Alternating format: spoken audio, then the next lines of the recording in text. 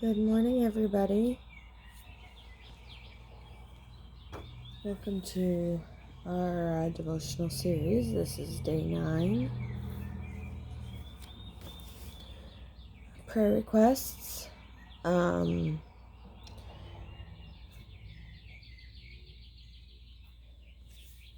see.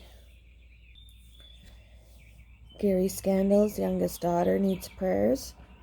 Her life is kind of spinning out of control with bad decisions and addiction.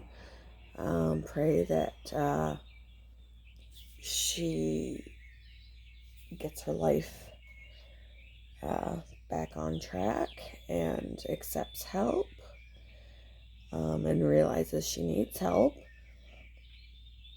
Also, Gary Scandal's friend lost his son, and that actually makes 3 friends of Gary's that have lost a child this year. Heart of Gold Cuisine had a request for patience.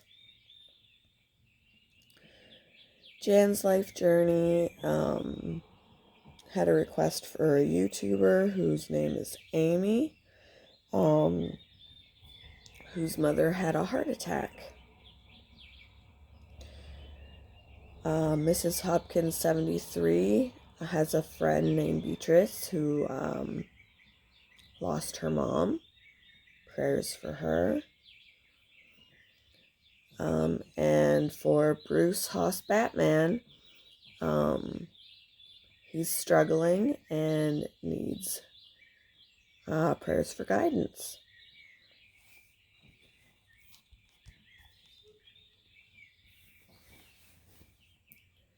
Today's scripture reading is from 1 John chapter 2, verses 7 through 11.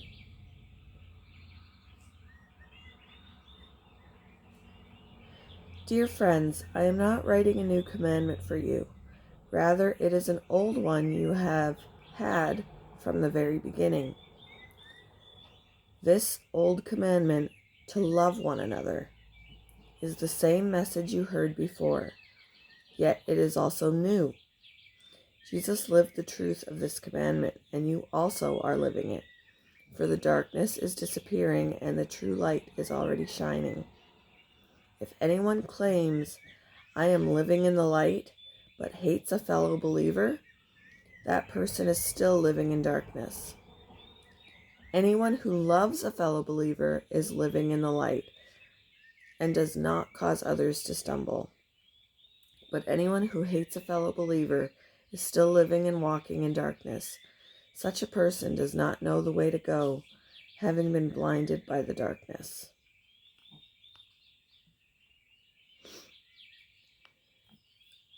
The devotion today is titled Practicing What We Preach.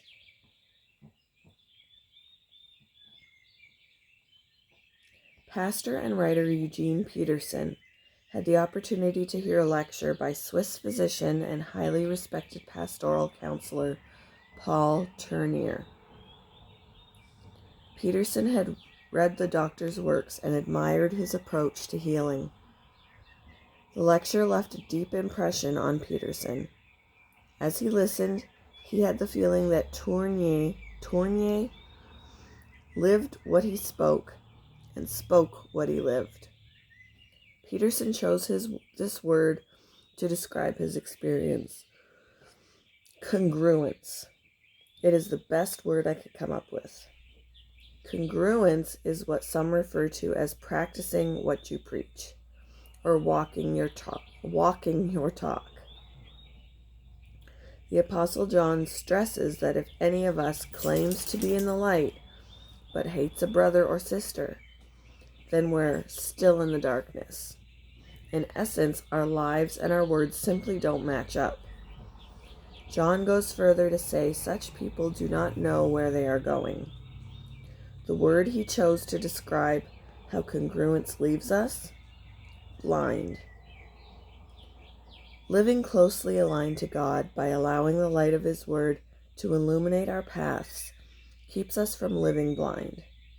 The result is a godly vision that gives clarity and focus to our days, our words, and actions match up. When others observe this,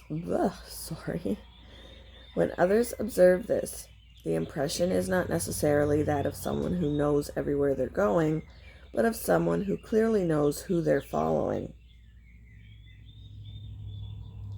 In what ways does the word congruence describe you? How can you grow to live a more consistent life?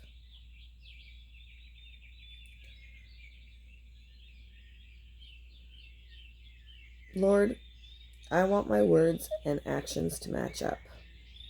There are times I fall short, but my desire is to grow more consistent each day. Help me so that everyone listening and watching my life will be drawn to you. Thank you for joining me in today's devotion, and I hope you all have a wonderful day.